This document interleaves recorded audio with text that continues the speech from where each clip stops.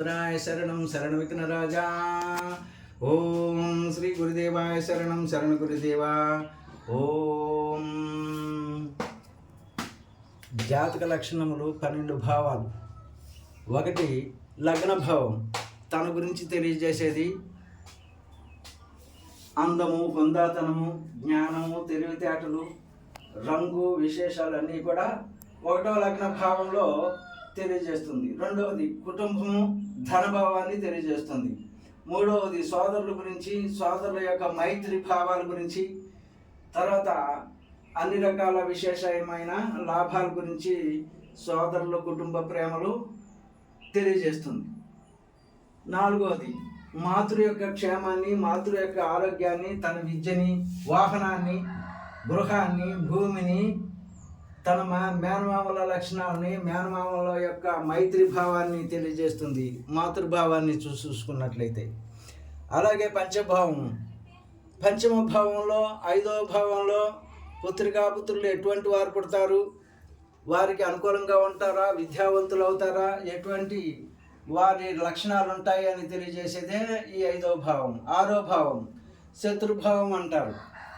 షష్ఠ, ఈ షష్ఠ అనగా అయిన వారిలో శత్రువులు ఉంటారా, మన చుట్టూ వారు తిరుగుచుండు, మన చుట్టూ ఉన్నవారే శత్రువులా, మన చుట్టూ స్నేహితులే శత్రువులా, అమ్మ తరపు వాళ్ళు ఉంటారా, నాన్న తరపు వాళ్ళు ఉంటారా, కుటుంబంలో ఎటువంటి వారు ఉంటారు అని తెలియజేసేదే ఈ 6. 7వ భావం భార్య గుణగణాలెట్టివి.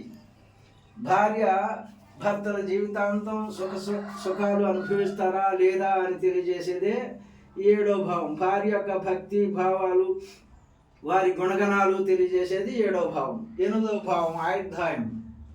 ఈ ఆయుర్దాయం అనేది నిత్యము మృత్యు వలె త్రాస్పాములాగా కాసు కూర్చుంటుందట. నిత్యం మృత్యు ఉంటుందట. అది తప్పించుకున్న నాడు ఆ ఆయుర్దాయాన్ని లెక్క కడతారు. ఆ లెక్క అనేది సంపూర్ణమైన పద్ధతిలో రకరకాలుగా ఉంటాయి. అలాగే 9వ భాగ్యస్థానం అంటారు.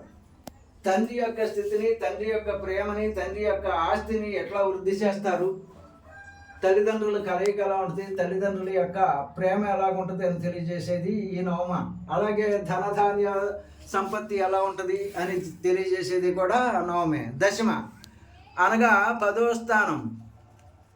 ఈ 10వ స్థానంలో 10వ స్థానాన్ని బట్టి ఉద్యోగము, ఎటువంటి ఉద్యోగం అయితే రాణిస్తుంది, వ్యాపారమా, ఉద్యోగమా, ఎటువంటి దాని మీద వీళ్ళు రాణిస్తారు, అవి కలిసి రాకపోతే ఏ దోషాలు చేసుకోవాలి అని తెలియజేసేదే ఈ 10మ భావం. 11 రాజ్యభావం అంటారు. అలాగే పలానా అబ్బాయి పరిస్థితి ఏంటని ప్రజలు అనుకున్నప్పుడు ఆయనకేంట్రా చాలా బాగుంది, గౌరవ రాజ్య పూజ్యాలు బాగున్నాయి, అందరితో చాలా బాగుంటాడని తెలియజేసేదే గౌరవ రాజ్య పూజ్యాలని తెలిసేదే రాజ్యభావం. 11వ భావం.